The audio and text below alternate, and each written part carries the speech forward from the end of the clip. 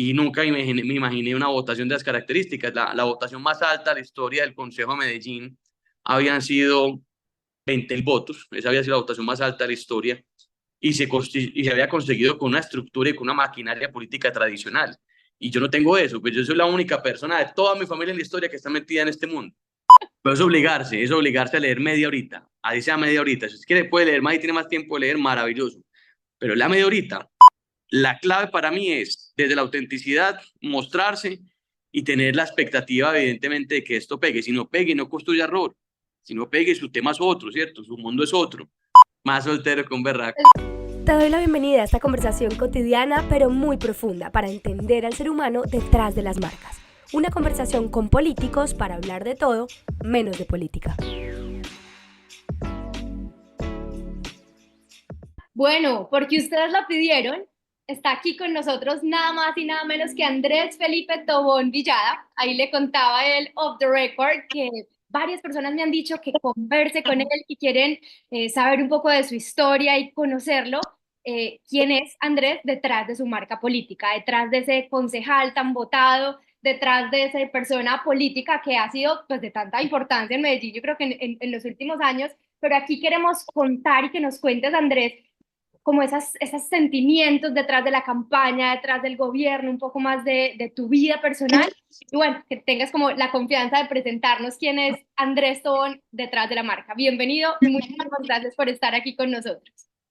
María, hola, nada, un placer. Muchas gracias por la invitación, honrado justamente estar aquí conversando con vos hoy. Saber que había gente con ganas de que conversáramos me honra muchísimo más. Y nada, aquí disponible para la pregunta que sea y conversar un rato. ¿Quién es Andrés detrás de esa marca política, detrás del serio, que habla duro, que habla de temas de seguridad? Andrés es un pelado de Medellín. Yo soy un pelado, todavía me considero joven, tengo 33 años. Ujú. Digamos que tengo un origen mucho más académico, mucho más técnico que político realmente. Yo soy politólogo, tengo una maestría en estudios humanísticos. Durante muchos años me dediqué sobre todo a la academia, investigador, profe, de hecho hasta hace 2 años apenas que dejé de dar clase porque ya digamos el tiempo no da para estar tan metido en el mundo de lo político y dar clases. Espero el próximo año si tengo un poquito más de tiempo volver a dar clases porque me hace falta. Ujú. Y un man muy enamorado de Medellín. Medellín es la ciudad donde nací, la ciudad donde me quiero morir y con la expectativa de que cuando eso pase, ojalá lejos, pues Ojalá. lo pueda hacer con la tranquilidad de que dejé mi ciudad mejor que como la encontré. Andrés, cuando decidiste estudiar ciencias políticas, yo también estudié esa carrera, ¿te soñabas con llegar a un cargo de elección popular o más con el tema de la docencia? ¿Qué pensabas? Porque a veces mucha gente como que con esta carrera es como que, bueno, no sé qué pasa. No, cero, cero. Yo nunca, digamos, me imaginé en un cargo público. Yo cuando estudié ciencias políticas, que estudié en EDAFIT, de hecho, escogí la universidad porque el pensum de ciencias políticas en EDAFIT era un gran porcentaje filosofía política, que es, digamos, lo que a mí más me gustaba. De hecho, la academia mía es una academia muy relacionada con el mundo de la filosofía política. Sí. Hasta hace 2 años que dejé de dar clases, las clases que yo dictaba, entre otras cosas, tenían siempre una línea de historia de la filosofía moral, porque es un tema que académicamente me gusta mucho. Mi conexión con el sector público es una conexión, digamos, de contexto, porque si bien evidentemente mi intención al estudiar ciencias políticas tenía mucho más que ver con esta parte académica, filosófica, entender el mundo, por qué nos comportamos, por qué nos organizamos, cómo nos organizamos, pues uno termina teniendo algún grado de vínculo por conocimiento de lo que pasa en el sector público local, regional, nacional, internacional. Y ya, digamos, trabajando, graduado como politólogo, al mismo tiempo que uno está tan metido en los temas 100% académicos y 100% filosóficos, pues también por obligación laboral uno tiene que estar metido en lo que está formado. Y empecé como muy de la mano de temas de política pública de seguridad ciudadana, política pública de construcción social, de construcción de capital social y de confianza. Y ahí poquito a poquito me fui enamorando de ese sector. Y en algún punto hace 10 años, yo digo, definitivamente, si yo quiero generar y participar de algún cambio en la ciudad donde yo vivo, en la sociedad donde me muevo, la mejor manera de hacerlo es estando del lado de la gente que toma las decisiones más importantes de una sociedad, que son los políticos. No yo como político, yo nunca lo vi así, Yo estando del lado de alguien que escuche, alguien que de verdad quiera estar interesado por una visión académica, por una respuesta técnica a los problemas cotidianos, y me metí en esta vaina de esa manera y terminé tan metido en el mundo público, tan metido en el entendimiento de los problemas sociales, tan metido en esta oportunidad que significa cambiar la vida de la gente de verdad, que me enamoré y la decisión ya de no ser solo técnico dentro del equipo, sino también político, es una que parte del entendimiento de que para poder gobernar y gobernar bien hay que ganar elecciones. Hay que ganar elecciones y eso sin duda alguna hace parte justamente del papel de los políticos dentro de los equipos. Totalmente, Andrés. Y el tema de seguridad, ¿por qué? ¿Por qué te pasó alguna experiencia personal? ¿Por qué te movía tanto y te apasionaba tanto como esta causa? Pues mira, yo creo que hay varios escenarios. Lo primero es que uno como joven de Medellín, con padres que vivieron evidentemente la violencia del narcoterrorismo de tantas épocas, entre los 70 finales y los 90, un joven que crece en los 2000, digamos que es imposible no tener una relación directa con lo que ha pasado en la ciudad en materia de seguridad, en materia de crimen organizado, en materia de tanta violencia.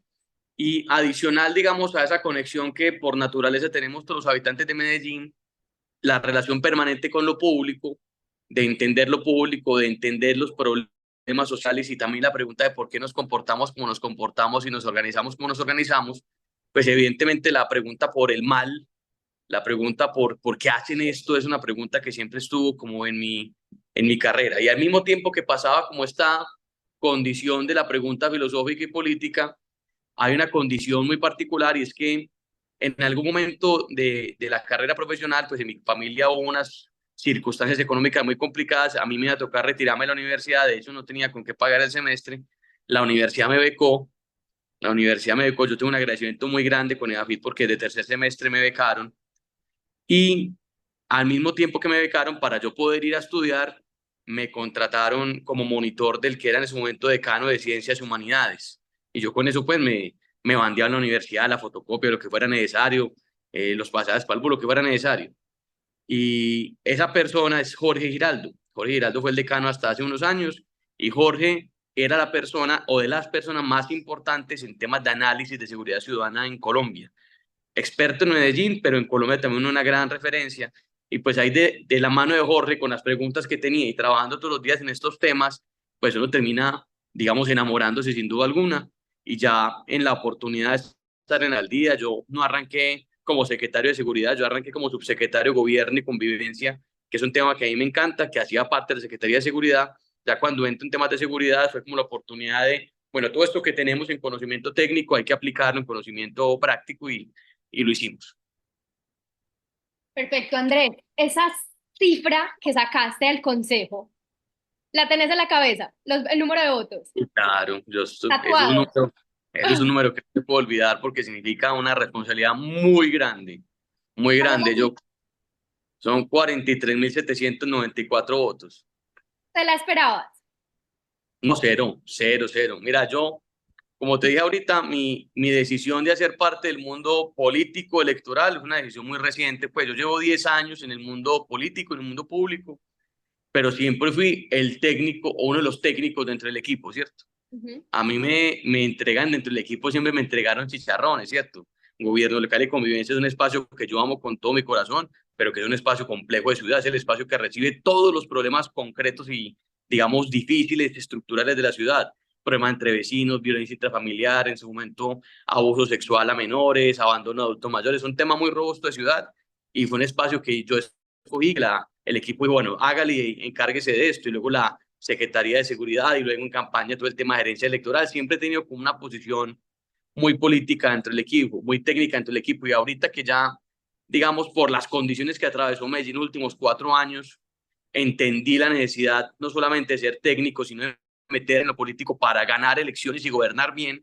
Ya levanté la mano y digo, yo me voy para esta vaina de frente a representar el equipo, a tener la oportunidad de volver a tener una Medellín bien gobernada y nunca me imaginé una votación de las características. La votación más alta de la historia del Consejo de Medellín habían sido 20.000 votos, esa había sido la votación más alta de la historia.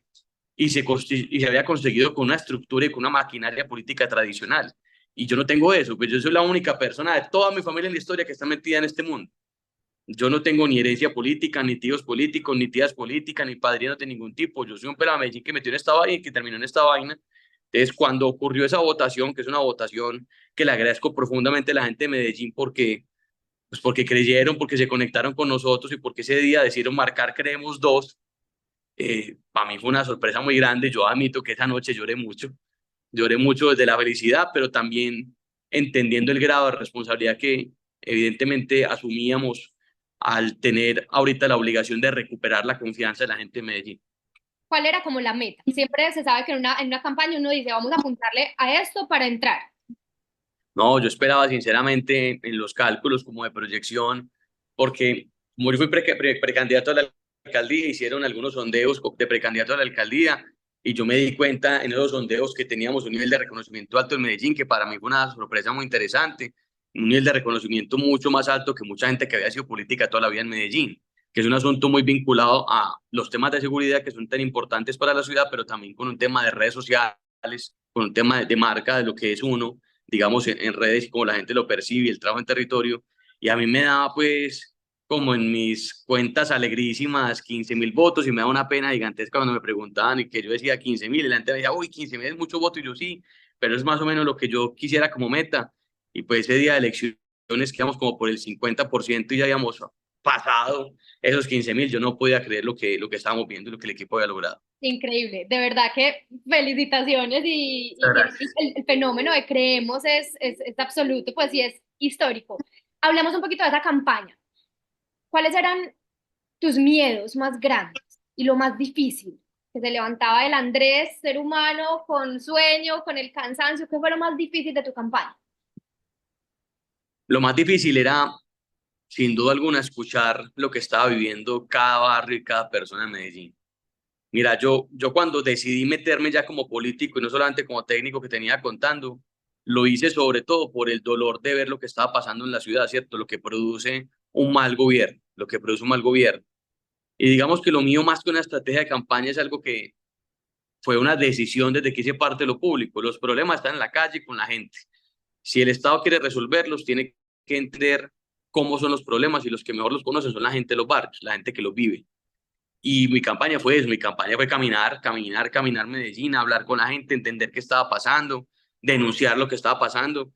Y era muy doloroso, profundamente doloroso y muy frustrante ver lo que estaba pasando y que pues no había garantías de que se pudiera ganar y que pudiéramos hacer algo. Simplemente es lo que estaba pasando y no teníamos cómo resolverlo y eso era muy doloroso, pero digamos, hay un equipo muy bonito que yo le agradezco profundamente esto, a Creemos, pero también a mi equipo, digamos, personal que cree en uno y que cree en este proyecto que hemos construido, porque, claro, los trasnochos son de todos los días y evidentemente una campaña no es de lunes a viernes de 8 a 5 de la tarde, sino 24/7 todos los días posibles y yo tuve una campaña muy larga, que no, pues, digamos que no ha tenido un solo día de descanso después, porque se acaba la campaña, empieza Empalme, termina Empalme, empieza gobierno y nosotros estamos aquí del Consejo no siendo gobierno, pero sí evidentemente generando todas las circunstancias de acompañamiento y todas las circunstancias de control para que el gobierno lo haga muy bien.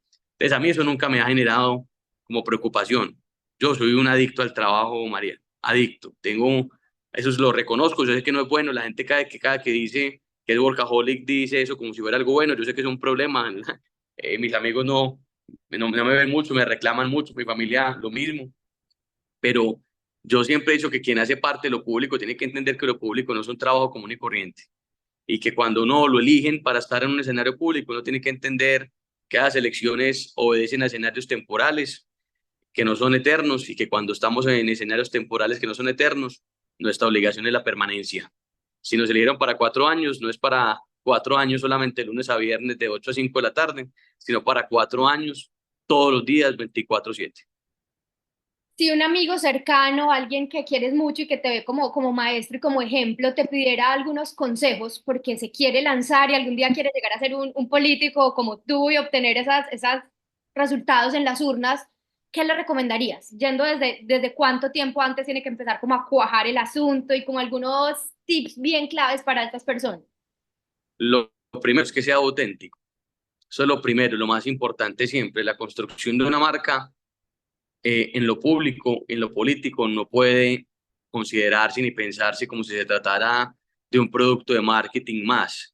¿Por qué? Porque estamos hablando de una persona que va a representar preocupaciones, retos, oportunidades, luchas de una ciudad, que además va a tener que hacerlo durante un tiempo determinado, que tiene que ser coherente.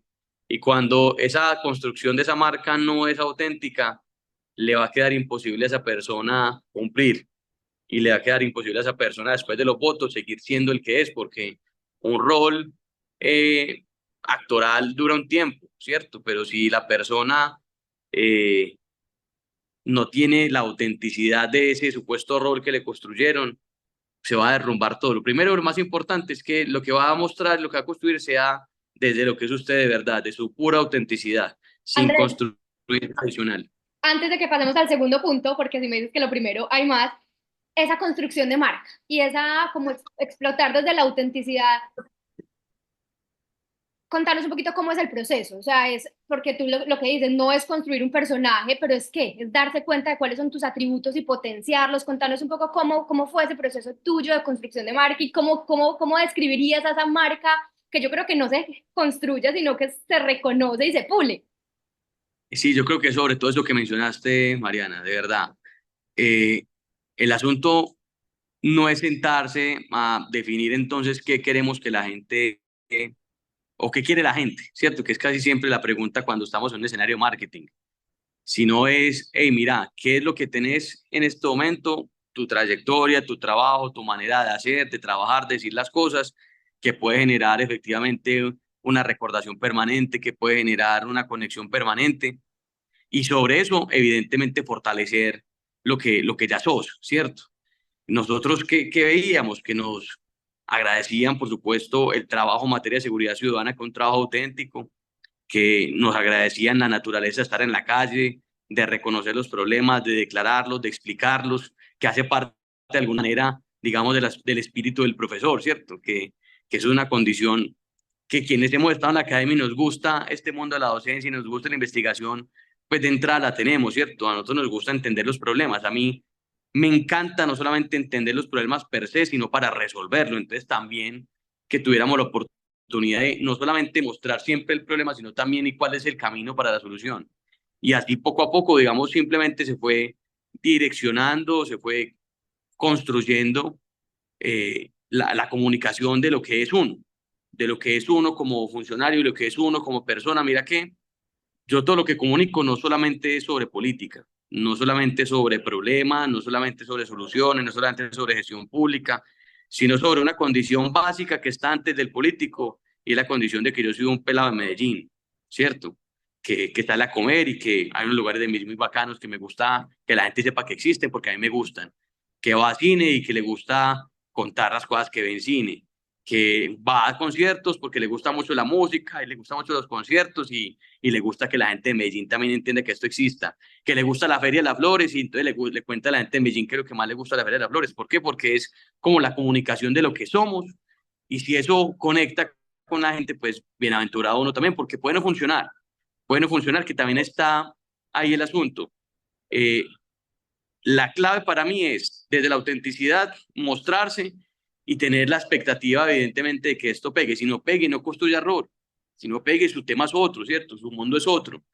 Pero no construya un rol porque luego se van a embalar para mantenerlo. Y además, Andrés, estoy súper de acuerdo y te complemento, no hay que gustarle a todo el mundo. O ¿De sea, uno acuerdo? tenía que tener los votos de todo Medellín, los que conectaron contigo, los que conectan con tu causa, está perfecto. Entonces, a veces un error es pretender gustarle a todo el mundo y no solo en la política, sino en general en la vida y qué cansancio y para qué. Es verdad, sí, tenés toda la razón, que también hace parte de eso, pues la existencia del uno, de cómo es uno, de lo que representa uno, implica unas habilidades, unas existencias, pero también unas carencias, ¿cierto?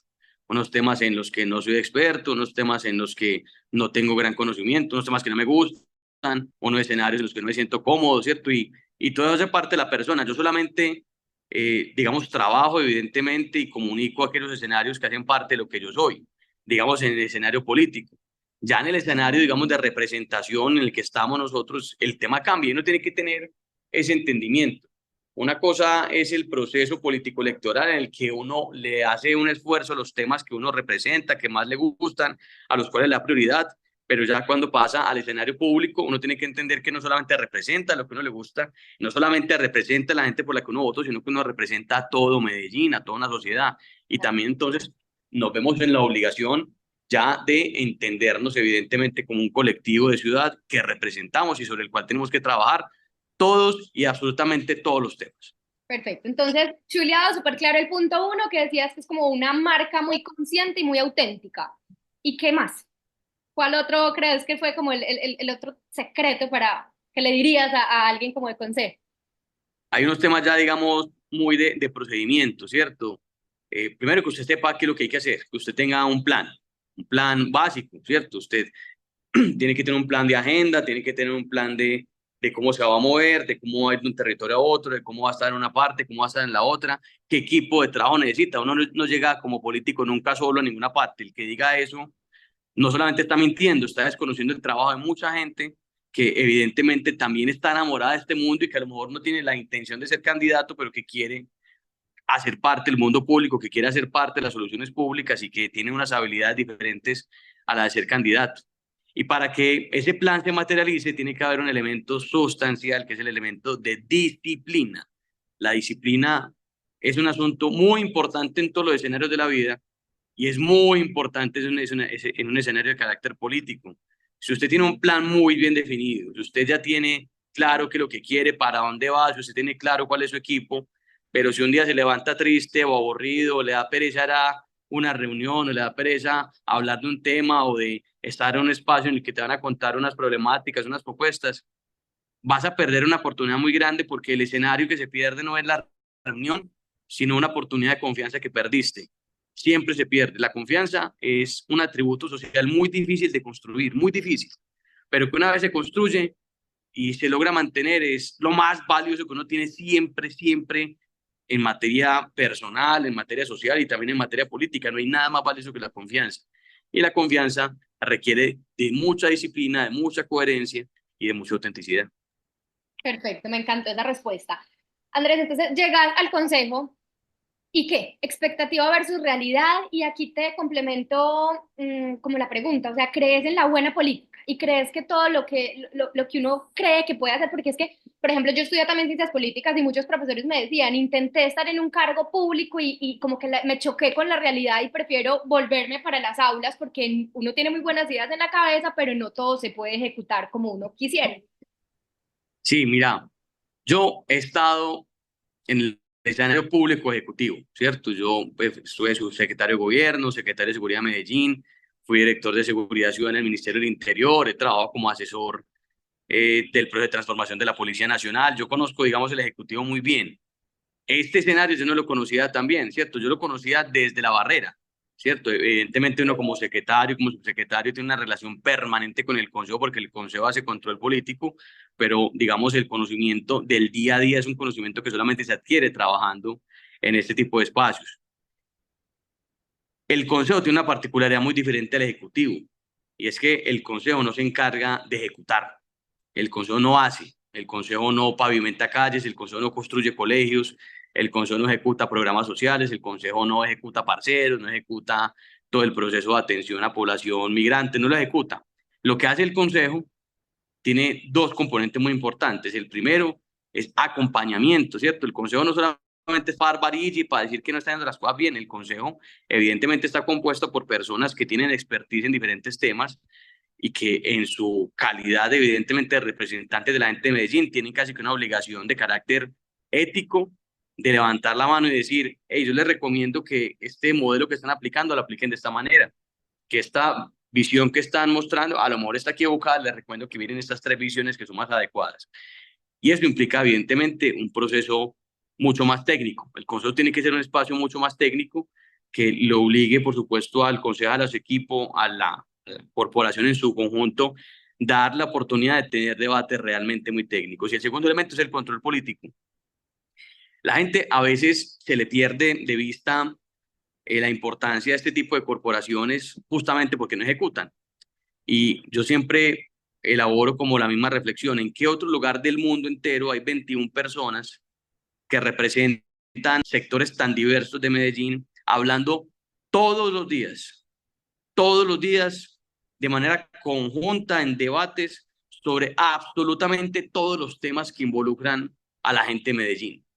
No solamente los temas que le gusta a cada concejal, en mi particularidad, no solamente hablar de entretenimiento, de seguridad, de turismo, de planeación urbana, sino también, por supuesto, hablar de salud pública, de salud mental, hablar de adultos mayores, hablar de maltrato animal, hablar de eventeros informales en la ciudad de Medellín, todos los temas. ¿Por qué? Porque todos obligan a una reflexión, a una participación en donde claramente cada concejal tendrá sus inclinaciones, sus expertices y demás, pero todos tienen evidentemente una obligación de participar en esto.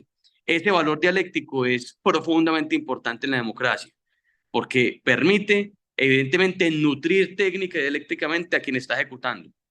Si no escuchan es un problema, evidentemente hay un problema, pero esa no escucha es justamente de alguna manera equilibrada en el control político que ejerce el Consejo Distrital. Miren, ustedes tienen esta obligación, respetados señores de alcaldía o desde la gobernación, cuando les habla la asamblea respetada gobernación de Antioquia, y nosotros les hemos dicho cuáles son los caminos que consideramos más adecuados porque estamos permanentemente hablando con la comunidad, con los expertos, con los técnicos, y no hicieron eso. Venga y responda. Entonces, digamos, es un proceso que a lo mejor es mucho más estructural, mucho más robusto, pero que en la práctica termina siendo muy importante. Yo le agradezco mucho a la gente de Medellín haberme permitido estar aquí, vamos a estar aquí todo el tiempo, porque me ha permitido evidentemente reconocer, a pesar de que ya lo reconocía, un valor que es muy grande a nivel democrático para una ciudad como Medellín. Súper, o sea, estás contento, te la estás soñando en el consejo. Claro, absolutamente, absolutamente. Aprendiendo unos temas que evidentemente conocíamos, pero sobre los cuales no teníamos la profundización sobre lo que ya nos considerábamos, digamos, conocedores. Y por supuesto, conociendo a muchas personas, muchos sectores de esta sociedad que mucho le aportan. Perfecto. Y yo creo que eso es muy clave también como esa pedagogía y a la hora que alguien se lance el consejo, entender muy bien el rol, cómo lo desempeña y que la ciudadanía también lo entienda, para que no piensen que el concejal entonces ya va a ser el salvador y el ejecutor de todo, no, ya Andrés nos lo explicó muy bien. Andrés, para ir terminando, unas preguntas más personales, preguntas rápidas, respuestas Adelante. rápidas. Yo quiero hablar de ese Andrés que tiene una risa, me dicen que hasta durísimo, escandaloso, que hasta de bruja puede llegar a ser la risa. Vamos a hablar de ese Andrés personal, contame quién es Morgan. Ah, Morgan es mi perrito, un pastor ganadero australiano, pero que ya vive con mis papás. Yo en campaña les pedí el favor de que me lo cuidara mientras yo estaba en campaña porque estaba en la calle todo el tiempo y ya es imposible que se vaya a esa casa. Conoció Ya a es Yape. imposible. No, ya es imposible que se vaya de casa. Es que eh, en mi casa, en la casa de mis papás, había otro perro, un Golden Retriever que se llamaba Jaco. Jaco se murió hace 7, 8 meses. Y estábamos en campaña y en ese momento también estaba Morgan en la casa. Y pues mis papás viven con mis dos hermanos menores, entonces ya Morgan es el dueño de la casa realmente, es el que manda ya, ¿cierto? Es un perro muy loco. Los que conozcan los pastores ganaderos australianos saben que son unos perros que tienen un nivel energético, que son más inteligentes que un berraco y son muy locos y ese man manda en la casa. Entonces, pues yo voy mucho, por supuesto, por allá. Yo respondo evidentemente por todos los gastos de mi hijo, pero ya el hombre le perdí la patria potestad. Se independizó. Entonces, ¿quién es Morgan? El jefe y el dueño de la casa, el líder ahí. Total, Andrés, total. estado civil, Soltero. por ahí quebrador, por ahí unos se han enterado de No chismes. jodas. Sí, Ah, páseme por el interno a ver, porque más soltero que un berraco. es por ocupado. ¿Será? Sí, tú lo has dicho. Bueno, también me dicen que muy nerd y muy gamer. ¿Muy qué? Nerd y gamer. Sí. Videojuegos. Ah, sí, sí, sí. Pero juegos más raros, que es que A ver, nerdo, pues, toda la vida me gusta mucho leer, me gusta mucho estudiar. A mí me gusta mucho entender los problemas, me encanta como hacer clic. En mi cabeza que algo haga clic es profundamente bacano, me encanta eso. Ujú. Y jueguitos, sí, yo todavía he sido muy fanático de jugar cositas. Hoy ya no tengo tanto tiempo, pero de vez en cuando me pego la trasnochada para poder jugar un par de horitas de cualquier jueguito. ¿Cómo qué? ¿Qué Cuando era, jugás? yo siempre tuve Play 1, Play 2, Play 3, Play 4, pero también me gustó mucho el computador. Yo juego dos juegos muy raros. Yo juego uno que se llama Señor del Olimpo Zeus, que es construyendo ciudades griegas. Ok. Es muy bueno. Es un juego viejísimo, el juego es como el 96, pero lo remasterizan todo el tiempo, entonces tiene versión HD en el computador y yo Bueno, juego esa ahí está vaina. recomendado. ¿Y Es cuál muy otro? bueno. Otro que se llama Prison Architect, que es diseño de cárceles, que también es charrito, es un juego más charro, y hay otro que está en Hospital, que es diseño de hospitales. A mí me gusta como construir cositas, me Ok. gusta como construir ciudades, escenarios, eso es bacán. Andrés, ¿algún libro que nos recomiendes? Y yo creo que es difícil porque creo que debes tener muchos. ¿Algún libro que te haya hecho clic? Sea de tema filosófico, sea de crecimiento personal, público, político, si tenés uno, dos o hasta tres, pero que digas como que te marcaron. Ve, hay muchos. En literatura, el libro que a mí más me gusta, eh, dos, voy a mencionar dos. Uno de literatura muy clásica y otro que es de un gran tipo, que es mucho más moderno, de literatura clásica. Crimen y Castigo de Dostoyevsky es un libro que hay que leerse 1000 veces, sobre todo como para tener una aproximación a cómo funciona el razonamiento humano. Es muy bacano, muy bacano. Libro muy útil en materia incluso de filosofía moral, y por eso es que me gusta tanto, porque es como una pregunta permanente que hace Dostoyevsky sobre las configuraciones de lo que está bien y lo que está mal. Ujú. Y uno más moderno, Las intermitencias de la muerte de José Saramago, Sí. que es un libro muy bello, digamos, sobre la importancia de lo finito, la importancia de que las cosas se acaben, ¿cierto? Ese me gusta mucho, digamos eso desde la literatura, desde, desde lo académico. Hay un libro que a mí me marcó mucho en la carrera de Adam Smith, que es La teoría de los sentimientos morales, que es como es el libro previo a El origen de la riqueza de las naciones, que es el que conoce todo el mundo, ¿cierto? El origen de la riqueza de las naciones, en el que Adam Smith solamente menciona una vez la mano invisible, pero que tú no crees que la mencionaba en cada página. El origen de la teoría del sentimiento moral es un libro muy bonito, porque en su primera página, contrario a lo que todo el mundo cree de Smith, que Smith decía que nos movíamos por el egoísmo, que eso es falso, en su primera página Smith dice que tenemos todas las evidencias para demostrar por qué es imposible que no nos importe la alegría del otro, la felicidad del otro. Es evidente que nos importa la felicidad del otro y que nos es necesaria la felicidad del otro. Ese libro es muy importante, y si bien es un libro evidentemente viejito, es súper necesario tenerlo permanentemente en la vida. Y hay uno muy particular de filosofía colombiana que hay un autor, más que un libro, que lo tiene que devorar todo el mundo, hombre, que se llama Nicolás Gómez Dávila. Nicolás Gómez Dávila no escribía textos largos, no escribía grandes textos, sino que escribía bajo una forma literaria que se llama escolios, que son como pequeños pensamientos. Un escolio es un pie de página, ¿cierto? Es un pie de página. Y él escribía una vaina que llamaba escolios, un texto implícito. Texto implícito era la vida de él, ¿cierto? Y pie de páginas como permanente sobre la vida. Un tipo muy importante en la historia de la filosofía y el pensamiento colombiano, que como cosa rara en Colombia no lo conocemos tanto, pero que vale la pena tenerlo siempre en la mesita de noche. Súper recomendaciones. ¿Y te da tiempo de leer? O sea, según como tus hábitos de vida ahorita, ¿a qué hora sacas el tiempo para leer? No, hay que leer todos los días, ahí sea media horita al día, pero hay que leer. ¿Y cuál es Ahí tu sea media media horita? horita. ¿Por la mañana, por ¿Cómo? la noche? ¿Cuál es No, tu media horita? por la noche antes de dormirme, por la noche. Yo por la mañana voy al gimnasio, entonces si me despierto y leo, no voy al gimnasio.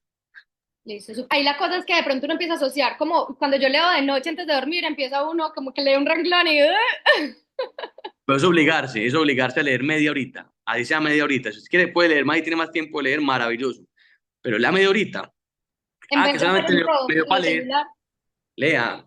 Así sea que solamente avancé 10 páginas porque está muy desconcentrado, pues no importa, no pierda el hábito de leer, y ojalá no solamente lea libros de vitrina de librería, busque autores clásicos y busque libros que tengan más de 50, de 60 años de escrito, que se han convertido sin duda alguna en una ruta conceptual de la humanidad. Ahí uno construye conceptos. Perfecto. ¿Y hoy es podcast? ¿Tenés alguno en particular? Ay, hay uno que yo escucho que es gringo. Tengo que buscar en Spotify, pero hace rato no lo escucho. Lo escuchaba mucho en campaña. Ah, Me lo quedas debiendo porque es chévere darles también la recomendación. de una. Andrés, ya para terminar, ¿cuál es como tu filosofía de vida en este momento? Porque uno va evolucionando, uno cambia, pero ¿cuál crees que es como esa tesis, esa frase, algo como que te haya dicho, no sé, tu papá, alguien importante, que te lo repitas constantemente, la filosofía de vida de Andrés Stone hoy? No se rinda, no se rinda. Nosotros vivimos en un escenario social permanente que nos invita a rendirnos, que nos dice que todo es muy difícil, que todo es muy duro, que esos problemas no se van a resolver, que esa preocupación no se va a ir. Y eso, digamos, es un ataque permanente en muchos escenarios, en nuestra vida personal, a nuestra vida social, a nuestra vida familiar, amorosa, a nuestro trabajo. Y digamos que la invitación permanente, frase del Cucho, que una frase puede que sea muy de cajón, pero que la realidad no se rinda. No se rinda que todo lo que usted le pone cuidado, todo lo que usted trabaja, algún día va a dar resultado. No se rinda, que si trabaja duro puede llegar a tener la votación histórica del Consejo de Medellín. Por ejemplo. Andrés, muchas gracias, de verdad, gracias por tu Gracias a vos, tiempo. Ahí Mariana. se salió tu lado profesor recomendándonos muy buenos libros y tareas para todos los que vean esto. Y bueno, no, todos los éxitos, seguimos muy pendientes a tu trabajo y de verdad que fue una gran lección aquí de marketing electoral, de gobernanza y de vida. Muchas gracias por estar aquí, todos los éxitos. Mariana, muchas gracias a vos, muchas gracias a todos los que escuchan Marca Política, de verdad que muy bacano este espacio y nos seguimos viendo. Un abrazo grande. Chao, chao, gracias.